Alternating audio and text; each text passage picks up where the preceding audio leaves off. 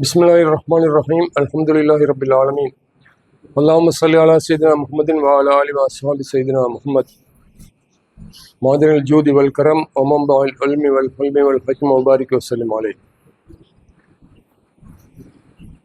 நாம் இன்று எடுத்துக்கொண்ட தலைப்பு உலக மட்டத்தில் பெரிய ஒரு விஷயம்தான் என்றாலும் இந்த சபையை பொறுத்தளவில் 4 நிமிடங்களில் பேசி முக்கியமான விடயங்களை மட்டும் சொல்ல நினைக்கின்றேன்.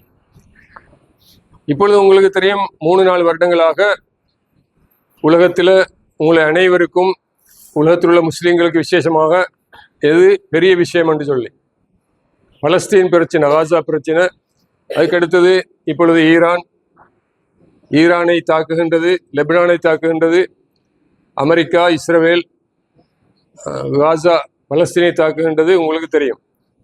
உங்களில் நான் நினைக்கிறேன் அதிகமானவர்கள் இந்த இஸ்ரேல் ஈரான் யுத்தத்தை ஃபேஸ்புக் அல்லது யூடியூப்களில் நீங்கள் பார்ப்பீர்கள் என்று நான் நினைக்கிறேன். அப்படி நீங்கள் பார்க்காவிட்டால் அது பெரிய தவறு. ஏன்? ரசூலுல்லாஹி ஸல்லல்லாஹு அலைஹி வஸல்லம் அவர்கள் சொல்லியிருக்கின்றார்கள்,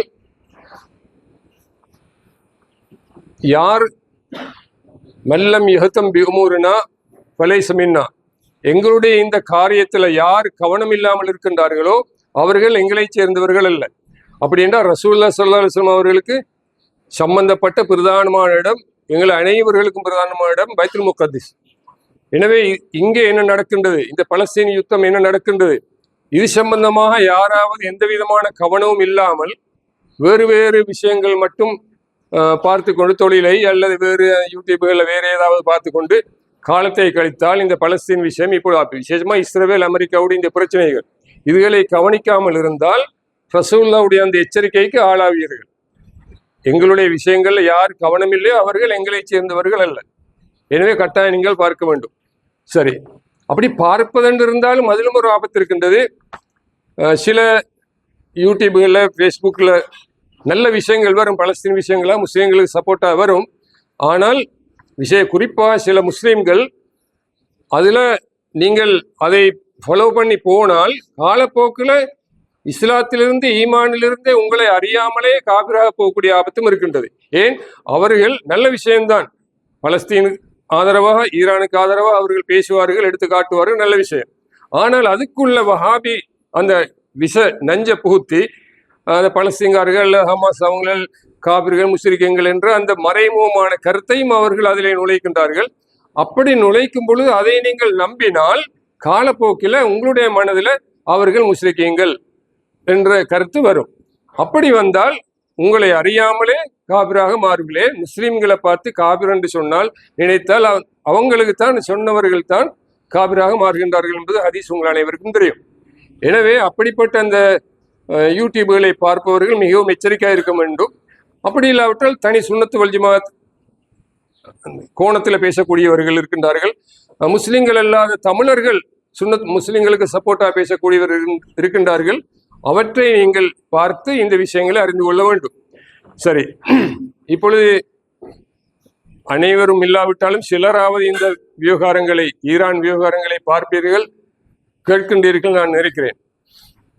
சரி, இந்த அமெரிக்கா, ஈரான் இதுக்கடையில் நடக்கின்ற இந்த பேச்சுவார்த்தைகள், இப்பொழுது பேச்சுவார்த்தை நடக்கக்கூடிய சந்தர்ப்பம், யுத்தமும் நடக்கின்றது, அதுக்கு மத்தியில் பேச்சுவார்த்தையும் நடக்கின்றது. நீங்கள் பார்க்கக்கூடியவர்கள் என்றிருந்தால் யாராவது சொல்லுங்கள் பார்ப்போம். இந்த பேச்சுவார்த்தையில ஈரானுக்கு சார்பாக முக்கியமாக கலந்து கொள்ளக்கூடிய ஈரான் மந்திரி யார்? அவருடைய பேரை யாராவது தெரிந்தால் சொல்லுங்க பார்ப்போம். யாருக்கு சரி? யார் சொன்ன? அப்பாஸ் அரக்ஷி. அப்ப அவரு தான் ஈரான் சார்பாக அமெரிக்காவோட பேசுகிறது முக்கியமான ஆள். சரி, இப்பொழுது நாங்கள் இதிலிருந்து விளங்குகிற யாரோ சிலர் இதை அவதானிக்கின்றார்கள் என்பது புரிய முடிகின்றது. அல்லாஹ் சுப்ஹானஹு வ தஆலா இந்த பேச்சுவார்த்தைகளை பற்றி, இந்த யுத்தத்தை பற்றி குர்ஆனில் என்ன சொல்கிறான் என்பதை நாங்கள் பார்ப்போம். இப்பொழுது இதை முடிக்க முடியாது, இன்ஷா அல்லாஹ் நேரம் கிடைத்தால் வேறு பயான்களில் விரிவாக கூறுகின்றேன். அல்லாஹ் சுப்ஹானஹு வ தஆலா சொல்கின்றான், குல்லமா அவ்கது உனாரன் லில் ஹர்பி, இந்த யூதர்கள் யுத்த நெருப்பை மூட்டுகின்ற போதெல்லாம், எனவே யூதர்கள் தான் யுத்தத்தை ஆரம்பிப்பது வரலாற்று ரீதியாகவும் அனைவருக்கும் தெரியும். எங்கோ இருந்த யூதர்கள் உலகமெல்லாம் விரவி கிடந்த பிரிந்திருந்த யூதர்கள் வந்து பலஸ்தீனை பிடிச்சி அதுக்குள்ள இருந்து காலத்துக்கு காலம் எத்தனையோ யுத்தம் 40-50 சின்ன பெரிய யுத்தங்கள் எல்லாம் அவர்கள் இதுவரைக்கும் செய்திருக்கின்றார்கள் இந்த 70 வருஷத்துக்குள்ள.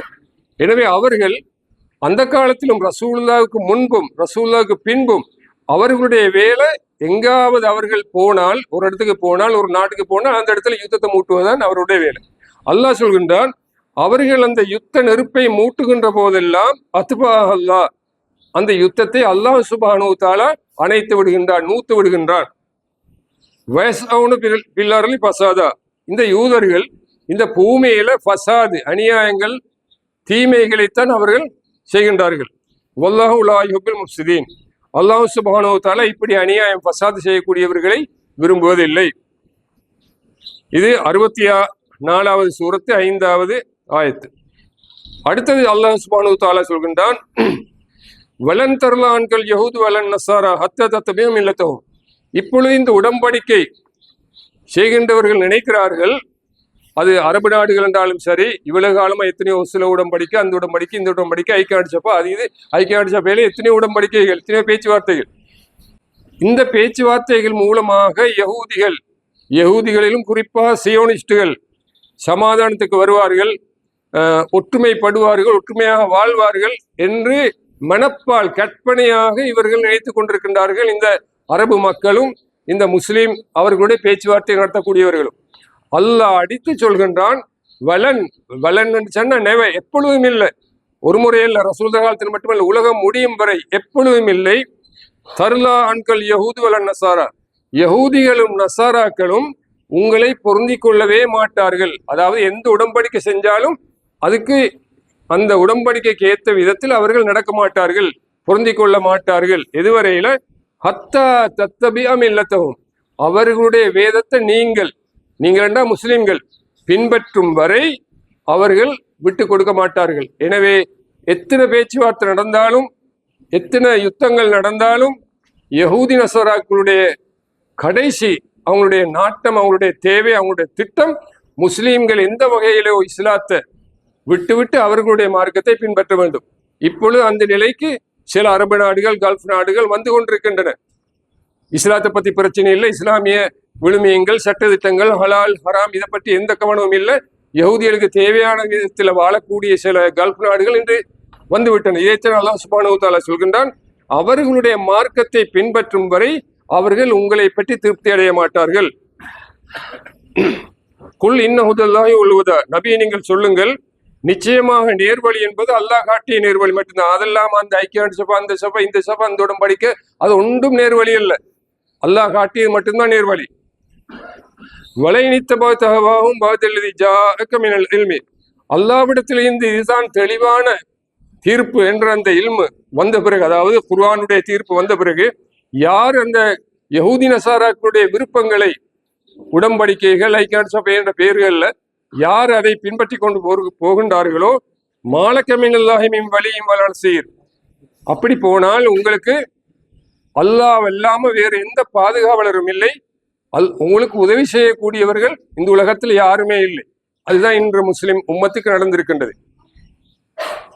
அல்லாஹ்வுடைய வேதத்தை, அல்லாஹ் காட்டிய வழியை விட்டு போட்டு ஐக்கிய நாடு சபையும் அவர் அந்த பேச்சாளர், இந்த பேச்சாளர், இந்த அமெரிக்கா, ட்ரம்ப், அவங்க இவங்க சொல்லி இவங்களை நம்பி போறதுனால அல்லாஹ் கையை விட்டு விட்டான். இவங்களை காப்பாற்றக்கூடியவங்க யாருமே இல்லை. சரி, அடுத்தது அவக்குள்ளமா அஹது அஹதன் நபத ஃபரீக்கும் மின்னும் பல்லக்தரும் லா யுமினூன். பாருங்க, 1400 வருடங்களுக்கு முன்பு அல்லாஹ் சுப்ஹானஹு வ தஆலா சொல்லி வைத்திருக்கிறான் யஹூதிகளை பற்றி மிக தெளிவாக, மிக உறுதியாக. ஆனால் இதையெல்லாம் விட்டுவிட்டு காபிர்கள் காட்டிய வழியில அந்த பேச்சுவார்த்தையை நடத்தி கொண்டிருக்கிறார்கள் எங்களுடைய முஸ்லிம்கள். அல்லாஹ் சொல்கின்றான், குல்லமா ஆது ஆதன், ஒவ்வொரு முறையும் யஹூதிகளுடன் நீங்கள் உடன்படிக்கைகள் செய்த போதெல்லாம் நபத பரீக்கும் இன்னும், அவர்களில் ஒரு கூட்டத்தினர்கள் அந்த உடன்படிக்கைகளை, ஒப்பந்தங்களை வீசி விடுவார்கள், முறித்து விடுவார்கள், தூர எறிந்து விடுவார்கள். அந்த ஒப்பந்தங்கள் படி நடக்க மாட்டார்கள். உங்களுக்கு தெரியும், காசாவோட இஸ்ரேல், அமெரிக்கா சமாதான ஒப்பந்தம் செய்தது. உங்களை அனைவருக்கும் தெரியும், ஒரு வருடத்துக்கு முன்பு. ஆனால் செஞ்ச நாள்ல இருந்து இன்று வரை காட்டும் ஆசாக கடித்து கொண்டே இருக்கிறது.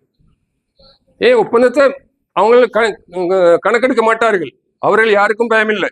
இதைத்தான் நல்லா 1400 வருடங்களுக்கு முன்பே சொன்னான்.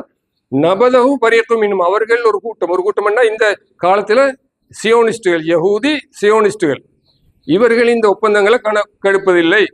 அவர்கள் இந்த ஒப்பந்தங்களை எல்லாம் வீசி எறிவார்கள் என்று அல்லாஹ் அப்படி சொல்லி இருக்கும் பொழுது, எங்களுடைய முஸ்லீம்கள் இந்த ஒப்பந்தம் என்று போராண்டிருந்தால், ஐக்கிய நாடு சபை என்று போராண்டிருந்தால், அல்லாஹ் காட்டிய வழிக்கு வெளியில் இவர்கள் போய்கொண்டிருக்கின்றார்கள். இவர்களுக்கு வெற்றி கிடைக்க போவதில்லை. இஸ்ரவேலை அழிக்கக்கூடிய அந்த ஜிஹாதுல போனா மட்டும்தான் இவர்களுக்கு வெற்றி கிடைக்கும், முஸ்லிம்களுக்கு வெற்றி கிடைக்கும். சரி, அடுத்ததாக அல்லாஹ் சுப்ஹானஹு வ தஆலா சொல்கின்றான், வகலைனா இலா பனி இஸ்ராயீல ஃபில் கிதாபி, அவர்களுடைய வேதத்துல, யஹூதிகளுடைய வேதத்துல, ரசூலுல்லாஹ்வுக்கு முன்பு வேதத்துல நாங்கள் குறிப்பிட்டிருக்கின்றோம், லதுஃப்ஸிதுன்ன ஃபில் அர்லி மர்ரத்தைனி, இந்த உலகத்துல நீங்க 2 முறை பசாது செய்வீர்கள். அதாவது பெரிய அதிகாரம் அவங்களுக்கு கிடைச்சி, யஹூதிகளுக்கு கிடைச்சி, இப்ப அமெரிக்கா உலகத்தின் இன்று ஆட்சி செய்வது மாதிரி யஹூதிகளுக்கு 2 முறை அல்லாஹ் சுப்ஹானஹு வ தஆலா பெரிய சக்தி, பெரிய வல்லமையை கொடுத்து இந்த உலகத்துல அவர்கள் 2 முறை நீங்கள் இந்த பூமியில பசாது செய்வீர்கள்.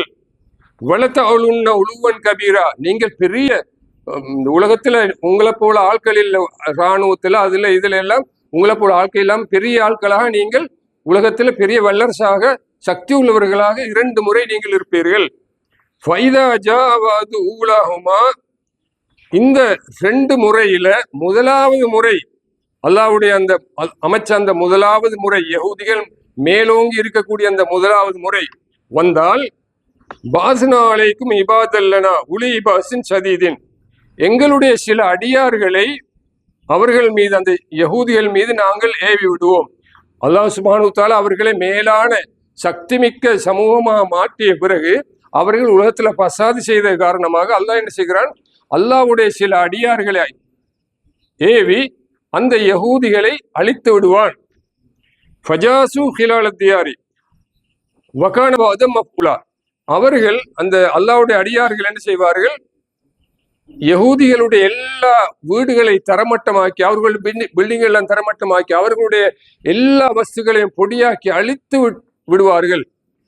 வகான வஅதம் மஃபூலா, இது நடந்து விட்டது, அல்லாஹ்வுடைய வார்த்தைப்படியா இது நடந்த விஷயம். ஒரு காலத்தில் ரசூலுல்லாஹ்வுக்கு முன்பு அல்லது ரசூலுல்லாஹ்வுடைய காலத்தில். இதை பற்றி சில கருத்து வித்தியாசம் இருக்கின்றது. இந்த முதலாவது காலம் எப்பொழுது என்று சொல்லி சிலர் சொல்கின்றார்கள், தாவூத் நபி ஜாலூத் அந்த அரசரை பற்றின காலம் அது நடந்தது. இன்னும் சிலர் சொல்கின்றார்கள், புக்தனஸ்ர் என்ற அந்த ஈராக் மன்னர் யஹூதிகளை போய் அவர்கள் எல்லாரையும் பிடித்து, பணைய கைதிகளை பிடித்து ஈராக்கு கொண்டு வந்து அவர்களுக்கு அந்த அவர்களுடைய சாம்ராஜ்யத்தை அளித்ததாயிருக்கலாம் என்று சிலர் கருதுகின்றார்கள். இன்னும் சிலர் சொல்கின்றார்கள், ரசூலுல்லாஹி ஸல்லல்லாஹு அலைஹி வஸல்லம் அவருடைய காலத்தில் ஹைபர் மதீனாவில் யஹூதியிலிருந்து அவர்களை சஹாபாக்கள் ரசூலுல்லாஹை சேர்ந்தவர்கள் அனைவர்களும் அழித்து அதை கைப்பற்றினார்கள் என்று இந்த முதலாவது முறை இந்த 3 கூட்டத்தினரில் யாராக இருக்குமோ என்று ஒரு நிச்சயமாக சொல்ல முடியாத தப்சீர்களில் கருத்து வித்தியாசமான முறையில் அது கூறப்பட்டிருக்கின்றது. இன்ஷா அல்லாஹ் இன்னும் சில விஷயங்கள் இருக்கின்றன. கடைசியாக அதை தொடங்கினால் நேரம் போகின்றது. எனவே நான் இத்துடன் நிப்பாட்டிக் கொள்கிறேன். நேரம் கிடைத்தால் அடுத்ததாக இந்த யஹூதி சமூகத்துக்கு அல்லாஹ் சுப்ஹானஹு வ தஆலா என்ன செய்ய போகிறான், 2ஆம் கட்டம் வந்தால் என்ன செய்ய, 1ஆம் கட்டம் முடிந்து விட்டது, அல்லாஹ் அழித்து விட்டான். 2ஆம் கட்டம் இப்பொழுது இருக்கின்றது. இதுக்கு எதிர்காலத்தில் என்ன நடக்கின்றது என்று குர்ஆனிலும் ஹதீஸிலும் சொல்லப்பட்டதை இன்ஷா அல்லாஹ் வேறொரு பயானில் சொல்கிறேன். வாஹிரு தஅவானா அல்ஹம்துலில்லாஹி ரப்பில் ஆலமீன். அஸ்ஸலாமு அலைக்கும்.